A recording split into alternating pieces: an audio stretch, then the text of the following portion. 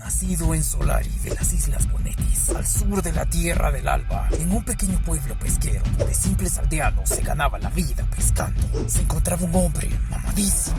Nada más vean esos pectorales y esos brazotes horcarrucas. ¡Cielos, qué macizo! Un hombre con una fuerza increíble, capaz de levantar una carretilla de leña con un solo brazo y embarazaba a las viejas con solo mirarlas. Así que no lo vean a los ojos, que no me hago responsable. Era un guerrero trivial, mejor conocido como el maldito puño de acero Badán. Aparte de su imponente físico, era más conocido por ponerle unas buenas verguizas a las bestias que se atrevían a invadir su pueblo. Y no solo defendía, sino que también se sabía la de chambear. Badán ayudaba a los aldeanos en distintas tareas del día a día, como la pesca, carpintería, entrenamiento, cocina. Ese es un verdadero hombre. Prácticamente era el chambeador legendario del pueblo, hasta que un día sucedió algo extraño en el pueblo, porque los aldeanos estaban teniendo dificultades para poder pescar. Regresaba con las manos vacías y las herramientas de pesca todas jodidas, como si algo o alguien las arruinara en el agua.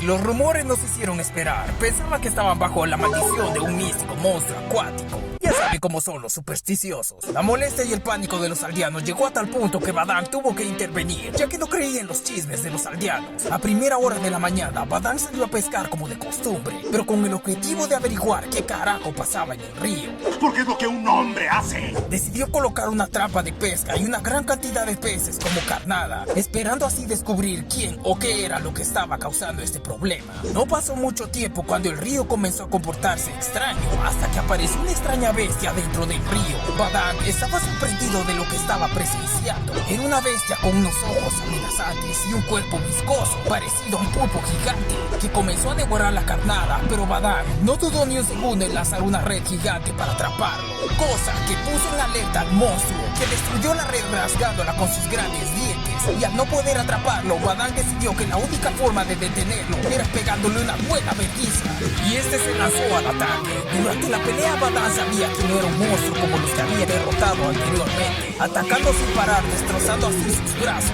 La bestia estaba a punto de devorarlo, pero Badán apostó todas sus fuerzas en un ataque desesperado que logró atravesar el ojo de la bestia, dejándolo incapacitado. Decidió sacar a la bestia del río y, para su sorpresa, esta comenzó a secarse y perder oxígeno fuera del agua, mostrando así una brillante gema en su interior, emitiendo sonidos, y sorprendentemente el monstruo podía hablar. Este comenzó a rogarle a Badán que no lo asesinara. Mientras Badán estaba confundido por lo que escuchaba, el monstruo juraba ser un elfo que vivía dentro del río, pero que había sufrido una transformación por haber comido unos peces con energía maligna. ¿Qué no los elfos viven en los bosques sobre los árboles? Mientras Badán escuchaba la historia de ese monstruo, decidió retirar la lanza con la que lo apuñaló y le aconsejó que buscara una vida más tranquila. En ese momento el cuerpo de la bestia comenzó a cambiar, y cuando alguien te salva o te perdona la vida es normal agradecer, ¿no? Pues en este caso, la bestia vomitó a Badán todos los peces junto a la energía maligna, regresando así a su forma normal. Al parecer sí era un elfo a fin de cuentas. El elfo, agradecido por la bondad de nuestro chambeador legendario, decidió bendecirlo con su poderosa energía, sanando así los brazos de Badán, que de por sí ya estaban mamados, pues se los dejó más mamadísimos y poderosos que antes. Después de eso, Badán liberó al monstruo y regresó a chambear con los aldeanos, pero recordando que el monstruo mencionó que los peces malditos venían de las montañas del sur, Badán, para evitar futuros ataques a su aldea, decidió emprender su viaje para encontrar la fuente de esa energía maligna